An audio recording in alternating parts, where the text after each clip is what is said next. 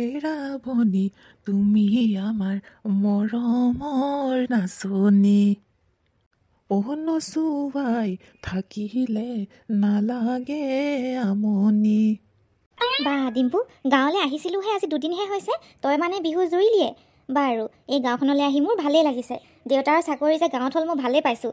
গাঁও জেগাত থাকি মই বহুত ভাল পাওঁ। তাতে তই ইমান ঢোল বাই ভাল পাওঁ, আৰু লগতে তোৰ বাইৰে নাচিও ভাল পায়। সেইকাৰণে গাঁৱলৈ আহি তাতে বিহুৰ সময় এই নাচ বাগ কৰি তহঁতি বৰ ভাল পাবি। খুবেই ভাল হৈছে। এইবাৰ কিন্তু হুঁচৰি ওলালে ময়ো ওলাম দেই। এই গাঁৱৰ হুঁচৰিত হেনো ল'ৰা ছোৱালী সকলোৱে মিলি বিহু কৰে, বহুত ভাল লাগিব। ময়ো নাচিম লগত। বাৰু, যি কৰ কৰিবি, মাত্ৰ এতিয়া ভাতকেইটা খাই ল'বি। দেউতাই জিৰাও বুলি কৈছে, তহঁতি নিজৰ ৰুমত তাৰপিছত শুই থাকিবি। গাঁৱৰ ঘৰত এনেকুৱাই আৰু দেই, ইয়াত আৰু ডাইনিং চাইনিং নাপাওঁ নহয়, তলতে বহি এনেকৈ খাব লাগিব। একো নহয় দেউতা, এনেকৈ ভাল লাগিছে। চহৰত থাকোঁতে দেখোন টেবুলত বহি সদায় খাওঁৱেই, কিন্তু এতিয়া দেখোন লগে ভাগে মিলি খাই এনেকৈ ভাল লাগিছে। তুমি কিয় থিয় হৈ আছা? আহা আকৌ একেলগে খাওঁ। আপোনালোকে খাই থাককচোন, মোৰখিনি বাঢ়োগৈয়ে।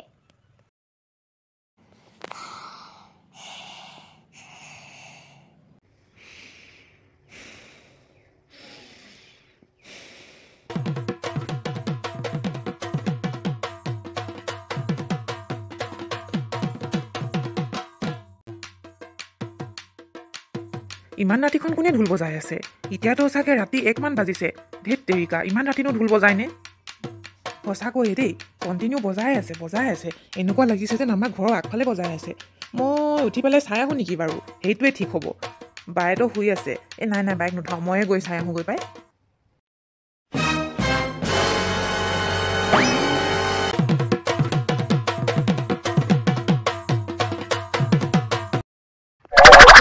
এতিয়া দেখোন বন্ধ হৈ গ'ল ঢোলৰ মাত। আমাৰ ৰুমৰ পৰা যে ইমানকৈ শব্দ আহি আছিল, কোনে ঢোল বজাইছে ইমান ৰাতিকাল? সঁচাকৈ দেই, কি যে অদ্ভুত। ৰুমৰ পৰা দেখোন ইমান শব্দ, আৰু এতিয়া দেখোন একোৱেই শব্দ নাই। নাই একোৱেই নাই। যাওঁ, মই শুই থাকোঁগৈ। বা কথাটো ক'বই লাগিব, মোৰ কাণখন ইমান বেয়া হ'ব নোৱাৰে। মই নিজে ঢোল বজোৱা ল'ৰা। কোনখিনি ঢোল বজালে ক'লৈকে মাত যায় মই অন্ততঃ ভালকৈ জানো। মই ভিতৰলৈ যোৱাগৈ ভাল হ'ব। অলপ বেলেগ ধৰণৰ ফিলহে আহিছে দেখোন। বা উঠছোন, কথা এটা উঠছোন। ৰাতিখন নহি পেলাই এইবিলাক কি কৰি আছ? বিছনাটা, মায়ে যে দেখিলে তোক পুৰা পিটিব দেই। ইমান ৰাতিখন কোনে ঢোল বজাই আছে এনেকৈ? বা, মই সেইকাৰণেতো উঠি গৈছিলোঁ। মই আগফালে চাবলৈও গৈছিলোঁ, কাকো নেদেখিলোঁ। কিন্তু মাতটো যেন আমাৰ ঘৰ আগৰ পৰাই আহি আছে তেনেকুৱাই লাগে। যদি আগফালে যাওঁ, ঢোলৰ মাতটো নাইকিয়া হৈ যায়। কিন্তু ৰুমত এনেকৈ শুই থাকিলে ঢোলৰ মাতটো শুনি থাকোঁ। মই সেইকাৰণে ধৰিব নাই পৰা, সেইকাৰণেহে মই তোক উঠাইছোঁ। বাদে শুই থাক। তই যদি আগফালে গৈও যদি কাকো দেখি নাপালি ঢোল বজোৱা, আকৌ ৰুমলৈ ঘূৰি আহি যদি আকৌ ঢোলৰ মাত শুনি আছ, তেতিয়াহ'লে আৰু মই আৰু বাহিৰলৈ গৈ চাই লাভ নহ'ব। আৰু মোৰ দেখোন ভয়হে লাগিছে। আৰু মা দেউতাহঁতক জগাবলৈও বেয়া লাগিছে। বহুত ৰাতি হৈ আছে, এতিয়া 2 বাজিলে, গম পাইছনে? ব'ল শুই থাক, কাইলৈ ৰাতিপুৱাই কথা পাতিম। মোৰ মনটো কিবাহে লাগিছে আৰু দেই এতিয়া। নতুন গাঁৱলৈ আহিছোঁ, নতুন ঘৰলৈ আহিছোঁ, এয়া ৰাতি ঢোলৰ মাত। কিন্তু যদি বিহু বুলি কোনোবাই বজালেওহেঁতেন, আগফালেতো আমি দেখিলোহেঁতেন ন। কোনো নাই বুলি ক'লি যেতিয়া মোৰ অলপ কিবা ধৰণৰহে লাগিছে পাই। দেউতা, সঁচাকৈ মই মিছা কথা কোৱা নাই। বায়ে শুনিছে, ময়ো শুনিছোঁ। খালি মই আগতে শুনিছিলোঁ, সেইকাৰণে মই অকলে উঠি আহিলোঁ। যদিও অকলে উঠি আহিব নালাগিছিল। মইতো গম নাপাওঁ কোনোবাই ধেমালি কৰিছে নে, ভূতে হয়নে, মানুহে হয়নে। গতিকে মই সেইকাৰণে চাবলৈ আহিছিলোঁ, কিন্তু কাকোৱে নেদেখিলোঁ। লাষ্টত বাও শুনিলে, বা বহুত জোৰ ভয় খালে, সেইকাৰণে ওলাই যাবলৈ মানা কৰিলে। তেন্তে আজি আমি মন কৰিব লাগিব কথাটো। আজিৰ পৰা বাজে বা নাবাজে, তহঁতিহে শুনিলি, আমিতো নুশুনিলোঁ। অৱশ্যে মই বহুত টোপনিও গ'লোঁ। এই বস্তু কঢ়িওৱা, এই চহৰৰ পৰা গাঁৱলৈ অহা, ট্ৰাকত বস্তু উঠোৱা, কমটি ভাগৰ লাগিছে নেকি? কিমান যে কাম। বাৰু হ'ব দে, এতিয়া মই ডিউটিলৈ গৈ থাকোঁ, তহঁতি থাক। আপুনি গৈ থাকক। চাওঁ বাৰু, মই কথা পাতিম আমাৰ ছোৱালীজনীৰ লগত। কিবা শুনিলে তাই, আৰু ইও কিবা শুনিলে। মইতো টেনশ্যনতে পৰি গৈছোঁ। নতুন জেগাত আহিছোঁ, ইহঁতে আকৌ এতিয়া ভয়হে খাইছে। তাকে, হুঁচৰিখনত ভালকৈ যদি এবাৰ পইচা উঠে, তেন্তে গাঁৱৰ নামঘৰ টিংখিনি আমি লগাই ল'ব লাগিব ভালকৈ, গম পাইছে নাই? পিঙল, এইটো কথা কিন্তু ঠিকেই কৈছা দেই। আপোনালোকে বিহুৰ আলোচনাই কৰি আছে চাগে ন? বিহুটো পালেহিয়ে। নতুন মানুহ দেখোন। হয়, বিহুৰ আলোচনাই কৰিছোঁ। এইবাৰ কিন্তু হুঁচৰিত ওলাব। নিশ্চয়। মোৰতো আৰু ল'ৰাটো একেবাৰে বৰ বঢ়িয়া ঢোল বাদক হয়, ছোৱালীজনী নাচনী। আপোনালোকৰ হুঁচৰিত নিশ্চয়কৈ ওলাব, আৰু লগতে ময়ো ওলাম। বাৰু, মই ডিউটিলৈ গৈ থাকোঁ।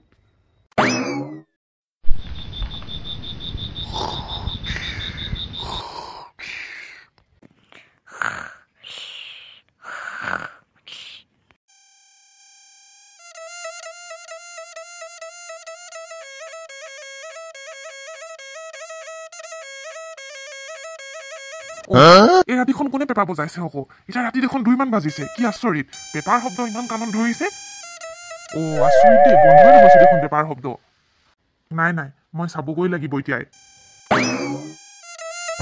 ইমানকৈ পেপাৰ শব্দ কোনে পেপা বজাইছে ইমান ৰাতিখন তেওঁচোন নায়ে বাহিৰলৈ গ'ল হ'বলা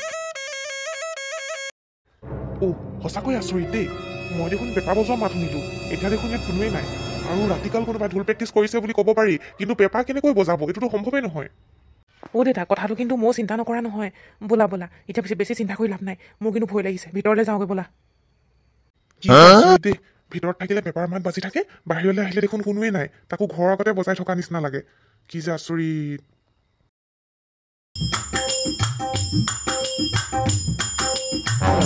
ৰাতিখন কোনে তাল বজাই আছে কি যে আচৰিত দেই শুনিছে কোনোবাই দেখোন ইমান ৰাতিখন আমাৰ ঘৰৰ আগত তাল বজাই আছে বলকচোন চাওঁগৈ কোনবা হয় বৰ অশান্তি কৰে দেই এই বিহুৰ আখৰা কৰিলেওনো বাৰু ইমান ৰাতি কৰেনে এতিয়াতো চাগে 2-3 বাজিছে ইমান জোৰে তাল বজাই আছে মই তাকেই কৈছো ব'লা চাবগৈ লাগিব বৰ অশান্তি দেই ইমান ধুনীয়াকৈ শুই আছিলো পটককৈ টোপনিটো ভাগি গ'ল পাই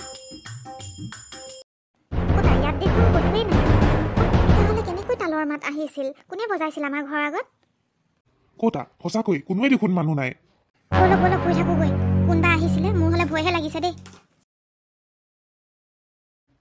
কি আপোনালোকৰ ঘৰবিলাকতো তাৰমানে একেই শব্দ কি যে আচৰিত দেই আমাৰ ল'ৰাটোৱে প্ৰথম দিনাখন শুনিলে ঢোলৰ মাত তাৰপিছত মই শুনিলো পেপাৰ মাত মানুহজনীও মাজতে তালৰ মাতো শুনিলে বোলে এই একদম বিধে আৰু শব্দ নক'ব আৰু বিহু মানে ৰাতিহে লাগিছে নে কি এনে ধৰিবই পৰা নাই ৰাতি এডোখৰ হোৱাৰ লগে লগে একেবাৰে গোটেই ঢোল বাদন মানে শুনি একদম কাণ কিবা হৈ গৈছে মোৰতো কালি খঙে উঠি গৈছিল ইমান ধুনীয়াকৈ শুই আছিলো ৰাতি এপৰত একেবাৰে যি তাল বজাইছে কাণ একেবাৰে ঠোলা মাৰি গ'লগৈ ময়ো নুশুনা নহয় পিছে দেই ময়ো শুনিছোঁ কিন্তু এইটো বিষয়ে আলোচনা কৰিব লাগিব গাঁৱৰ খবৰৰ লগতে কি যে হৈছে গাঁওখন কিহে যে পাইছে আগৰ বছৰলৈকে দেখোন এনেকুৱা হোৱাই নাই এই বছৰৰ পৰানো এইবিলাক কি বাৰু ৰাতি বিহু গোটেই ঢোল বাদন হ'বলৈ লৈছে মই ধৰিব পৰা নাই দেই এটা কাম কৰিম বুজিছে যেতিয়া ৰাতি এডোখৰত ঢোল বাদন হ'ব নহয় বা পেপা তাল যদি বাজে আমি শব্দটো যোনফালে হয় সেইফালে আমি খেদি যাম ক'তনো বাজিছে চামগৈ আজি আমি ভালদৰে মন কৰিব লাগিব আপোনালোকে সকলোৱে হুঁচিয়াৰ হৈ শুব তুমি ঠিক ক'লা দেই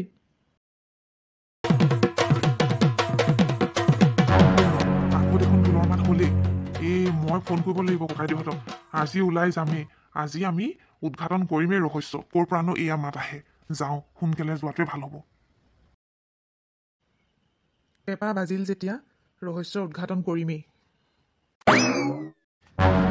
এইটো চাইডৰ পৰাই মাতটো অহা যেন লাগিছে এইপিনে যাওঁ বুজিছে আহক আপোনালোকে কিন্তু ককাইদেউ এইফালেতো মৰিশালিটোহে আছে চাগে মানে য'ত শ্মশানো আছে মানে মানুহ যে জ্বলাই তালৈ যোৱাটো ভাল হ'ব জানো নাই মাতটো আহিছে যেতিয়া যাবতো লাগিবই আমি ইয়াৰ উদঘাটন কৰিবই লাগিব নহ'লে ৰাতি শোৱন মানুহৰ খাউন নোহোৱা হৈছে সদায় ঢোলৰ মাত তালৰ মাত পেপাৰ মাত শুনি আৰু মানুহৰ কিমান হোৱা ডিষ্টাৰ্ব হ'ব গতিকে আমি ৰহস্যৰ উদঘাটন কৰিবই লাগিব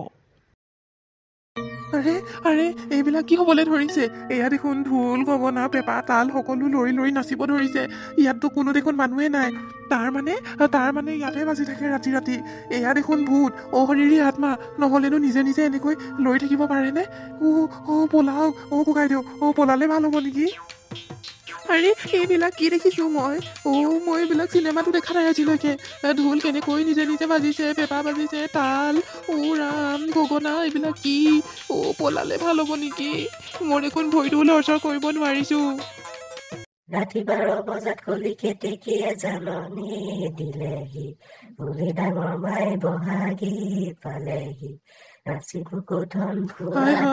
এয়া দেখোন ভূতৰ মাত ভূতে দেখোন বিহু নাম গাইছে ককাইদেউ যেনেকে হ'লেও পলাওক ইয়াৰ পৰা দেখিলানে কেনেকৈ ঢোল তালবিলাক লৰি আছিলে সেয়া দেখোন শৰীৰ আত্মাই লৰাইছে একদম চিয়ৰ কি হ'ব মইতো এটাই পাৰ পাইছোঁ আমাৰ গোটেই গাঁওখনৰ এজনে বুঢ়া মানুহ আছে যিজন বহুত বয়সস্থ তেওঁ মৰিবলৈ হ'ল কিন্তু তেওঁ বহুত দিন জীয়াই আছে কমেও 120 বছৰ হৈ গ'ল সেই তেওঁকে সুধিব লাগিব তেওঁহে যদি কিবা জানে আগৰ হিষ্ট্ৰী তেন্তে তেওঁহে ক'বলৈ পাৰিব তেওঁৰ ওচৰলৈকে কাইলৈ আমি ৰাতিপুৱা যাম এতিয়া আমি ঘৰা-ঘৰি যাওঁ দেই মই হ'লে নোৱাৰিছোঁ একেবাৰে হাগুনে মুটো লাগি গৈছে দেই ভয়তে